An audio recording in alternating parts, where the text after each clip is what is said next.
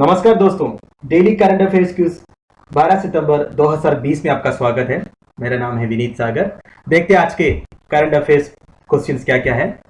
मैं क्वेश्चंस पढ़ते जाऊंगा, पॉज करके पढ़िएगा, बाद में हम आंसर्स के एनालिसिस करेंगे। Question number 1, with respect to the 5 point consensus that have reached between India and China, which of the statements are correct? Question number 2. Which Indian state or union territory has launched an integrated grievance redress and monitoring system in a bid to create an interface with the public and focus on governance issues? Question number 3. According to the recently released Index of Industrial Production by the Ministry of Statistics and Program Implementation, which of these sectors showed a positive growth? Question number 4. DGC has revised the relevant sections of the civil aviation requirement on handling of unruly passengers to bring in a deterrent for passengers who engage in unruly behavior on board aircraft. Which of these statements are correct regarding this? Question number 5. Activist scholar Swami Aktivesh passes away. Which of the statement regarding him is not correct? Question number 6. The Indian Army Sikh Regiment commemorates every year on 12th of September in the memory of which battle? Question number 7. Where is the strategically sensitive area Asafila located? Question number 8. India has signed an agreement with which country for reciprocal provisions of supplies and services between the armed forces of the two countries? Question number 9. The Union Home Ministry recently granted the Foreign Contribution Regulation Act registration to.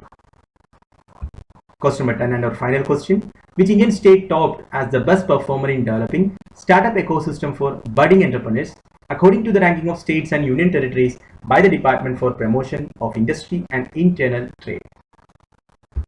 तो दोस्तों, ये थे हमारे 10 questions.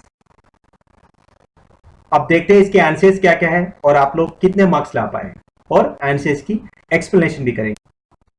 Question number 1, with respect to the 5 point consensus, दोस्तों answer is option D 1, 2, 3, 4 and 5। दोस्तों ये आज का बर्निंग न्यूज है। India China agree on 5 point action plan. ठीक है, 5 पॉइंट का एक्शन प्लान दोनों कंट्रीज ने एग्री किया है। दोनों के फॉरेन मिनिस्टर्स की मीटिंग था। तो ये पांचों जो लिखा है स्टेटमेंट्स, पांचों सही है। दोस्तों ब्रीफली बताता हूँ पांचों पॉइंट क्या क्या था जो आज के मेन न्यूज था। पहला point, 2 ministers agreed that both sides should take guidance from the series of consensus of the leaders on Indo develop China relations. ठीक है, including not allowing difference to become disputes. Guidance लेना चाहिए series of consensus of leaders. ठीक है, तो guidance हो गया पहला पॉइंट। दूसरा पॉइंट क्या है, foreign minister agreed that current situation in the border is not in interest of the other side. दोनों साइड ये जो आजकल हो रहा है ये चाहते नहीं है, इसलिए ये सब क्विकली डिसएंगेज करके हमें पीस मेंटेन करना चाहिए। ये दूसरा पॉइंट था। तीसरा पॉइंट क्या था, दोनों मिनिस्टर्स ये एग्री किया जितने भी एक्सिस्टिंग एग्रीमेंट एंड प्रोटोकॉल है उसको मेंटेन करो। ठीक है, ताकि हम पीस एंड ट्रैंक्विलिटी मेंटेन करें।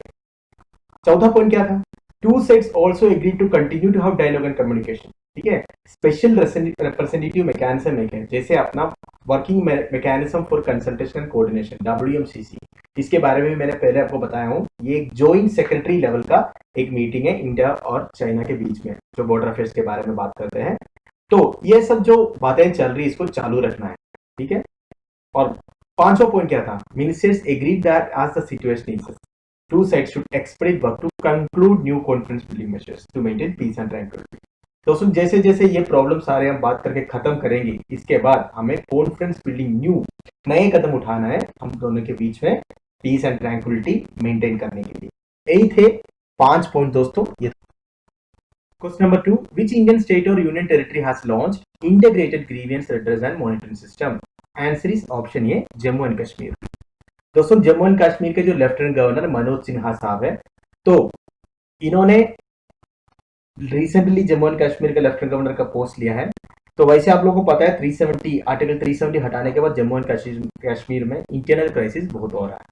तो उधर एक अच्छे गवर्नेंस लाने के लिए, एक गुड गवर्नेंस लाने के लिए और बाकी सारे प्रॉब्लम्स को सॉल्व करने की कोशिश में है अपना LG साहब, मनोज सिन्हा साहब। तो इसके लिए बहुत सारे नए नए कदम उठा रहा है। ठीक है, गुड गवर्नेंस के लिए, अच्छा गवर्नेंस के लिए। तो ये integrated grievance redress and monitoring system क्या करेगा, in a bid to create an interface with the public and focus on governance. तो पब्लिक के साथ एक इंटरफेस होगा और फोकस करेगा गवर्नेंस इश्यूज में। बेसिकली एक गुड गवर्नेंस की बात हो रही है। ठीक है दोस्तों, जेकेई ग्राम्स इसकी एब्रिविएशन है, will be an effective grievance redressal mechanism. एक इफेक्टिव रिड्रेसल मतलब जितने भी पब्लिक इश्यूज है सब सॉल्व करेंगे और जितने भी सर्विस गवर्नमेंट से चाहिए वो सब प्रोवाइड किया जाएगा। यही लिखा है बेसिकली। कॉमन सिटीजन भी यही चाहता है, एक sympathetic, cautious, responsive and helpful administrative setup. Right दोस्तों। क्वेश्चन नंबर 3 का आंसर है दोस्तों option A, pharmaceuticals and tobacco.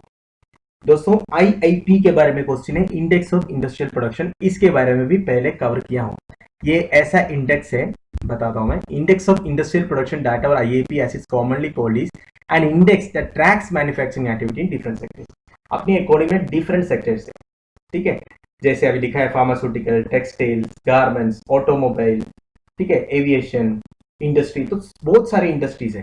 तो ये सबका ट्रैक रखते हैं ये आईआईपी।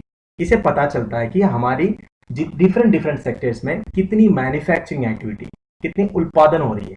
ठीक है, the IIP number measures the industrial production for the period under review, usually a month as against the reference period.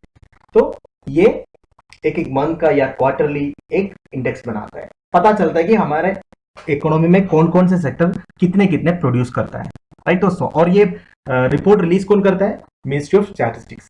ठीक है, अब factory output contracted 10.5% in July 2020 in year on year comparison of the index of industrial production release by the centre on Friday. अब देखो इसमें different sectors कितने कितने percent इसकी growth कम हुआ है, इसके डिक्लेनिंग हुआ है या पॉजिटिव ग्रोथ हुआ है, ये सब बोला है। देखो फैक्ट्री आउटपुट 10.4% कम हो गया, mining and manufacturing 13% and manufacturing 11%। ठीक है, electricity generation has recovered to a contraction of 2.5%। Electricity generation कम था पर अब थोड़ा सा रिकवर हुआ है, फिर भी लॉस में है अभी भी। अब देखो manufacture of pharmaceuticals which so 22% growth and tobacco products which posted 6.1% growth. ये दोनों सेक्टर जो है पॉजिटिव ग्रोथ दिखाए। ठीक है, टोबैको प्रोडक्ट्स और फार्मास्यूटिकल्स। राइट दोस्तों, auto sector and paper and beverages manufacturing continue to see contraction. ये सब ये कोविड-19 की वजह से हो रहा है। ठीक है, हमारे जितने भी सेक्टर में जो नेगेटिव ग्रोथ हो रहा है। राइट दोस्तों। Question number 4, DGC has revised the 11 sections of civil aviation requirement on handling of unruly passengers।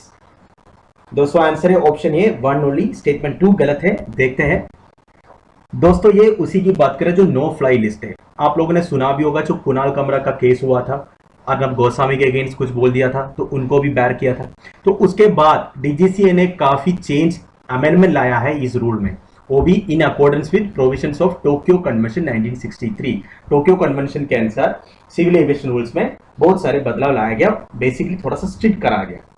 अब जो अनरूली बिहेवियर है उसका लेवल्स है। ठीक है, उसको डिवाइड किया हुआ है 3 लेवल में। लेवल 1 क्या है? वर्बली कुछ बोल दिया, अगर वर्बली किसी को हरास किया या कुछ गलत बोला तो 3 महीने तक डीबार कर सकता है।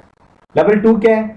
फिजिकल अनरूलीनेस, फिजिकल एक्टिविटी, फिजिकली किसी को टॉर्चर किया तो 6 महीने तक डीबार कर सकता है। और लेवल 3 क्या है? लाइफ थ्रेटनिंग बिहेवियर, जान की खतरा पहुंच जाए तो 2 साल मिनिमम है। ठीक है, नो फ्लाई लिस्ट में डाल दिया जाएगा।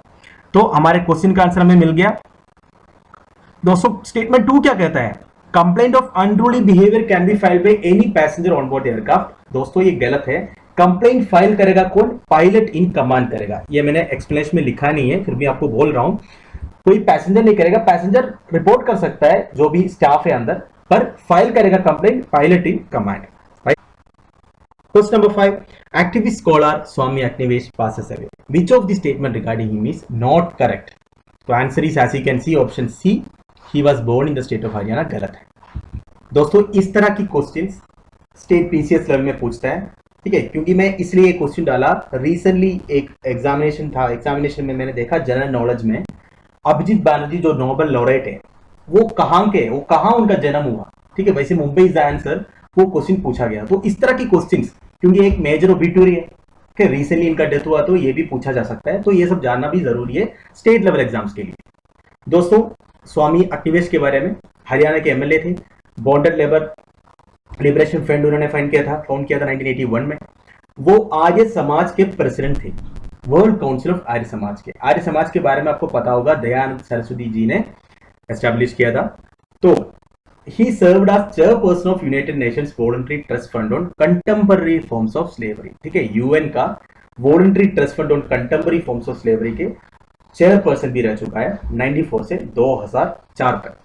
आंध्र प्रदेश में जन्म हुआ था इनका, और आर्य सभा, आर्य समाज प्रिंसिपल के अनुसार एक आर्य सभा, ठीक है, एक पॉलिटिकल पार्टी उन्होंने बनाया था 1970 में। हरियाणा असेंबली में 1977 में चुना गया था और एजुकेशन मिनिस्टर रहा 2 साल तक।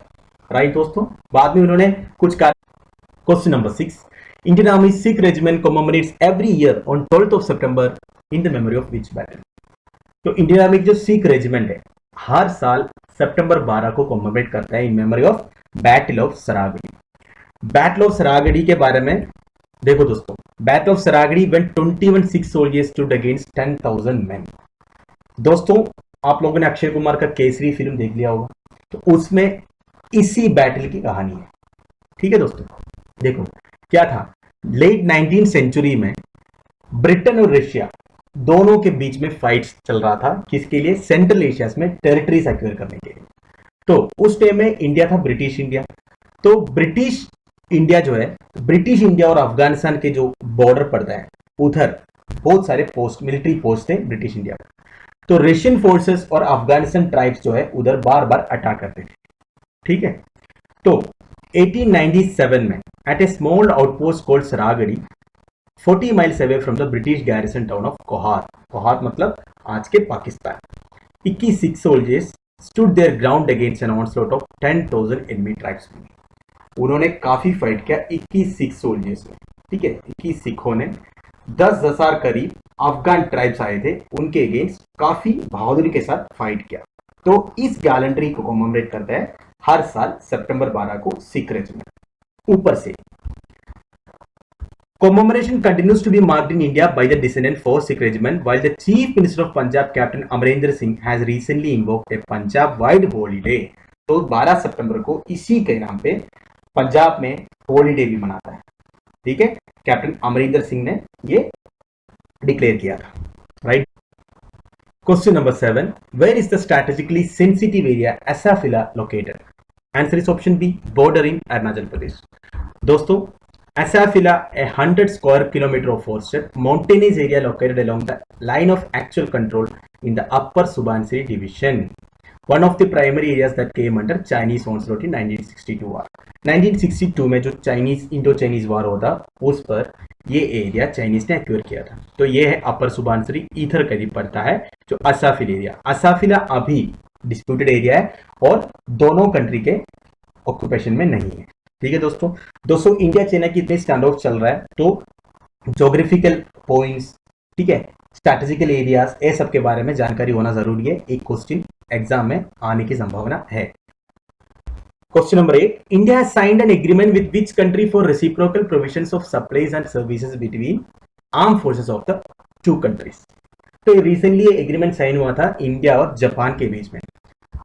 दोस्तों India and Japan have signed a key agreement for reciprocal provision of supplies and services. दोस्तों इस रेसिप्रोकल प्रोविजंस क्या है, मतलब उधर से इधर और इधर से उधर दोनों तरफ होगा। ठीक है, which is expected to drive closer military cooperation, contribute to region security. तो इंडिया और जापान के बीच में कोऑपरेशन लाने के लिए ये एग्रीमेंट साइन हुआ है। Acquisition and cross servicing agreement ACSA, ध्यान रखना, between Japan self defence forces and India's arm forces was signed by Japan ambassador Satoshi Suzuki and defence secretary Ajay Kumari, new Delhi on Wednesday.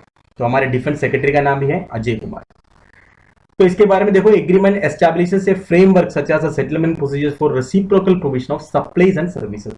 Supplies भी होगा, services भी करेंगे आपस में, between the self defence forces of Japan and Indian arm forces. Japan के self defence forces है और India के आर्म फोर्सेस। तो agreement is expected to facilitate smooth and provision of supplies and services between two sides, promote closer cooperation between both, enable them to actively contribute to international peace security. ठीक है, तो जो statement ministry से आया हुआ है उन्होंने यही बोला है, ये एग्रीमेंट की वजह से स्मूथ एंड प्रॉम्प्ट प्रोविजन, ठीक है, कोई रुकावट नहीं होगा, smooth and prompt provision of supplies होगी एंड सर्विसेज। सप्लाईज होगा मतलब इक्विपमेंट सप्लाई करेंगे और सर्विसेज भी होंगे। Between two states promote closer cooperation between the Japan and Indian armed forces, right? और enable them to actively contribute to international peace and security.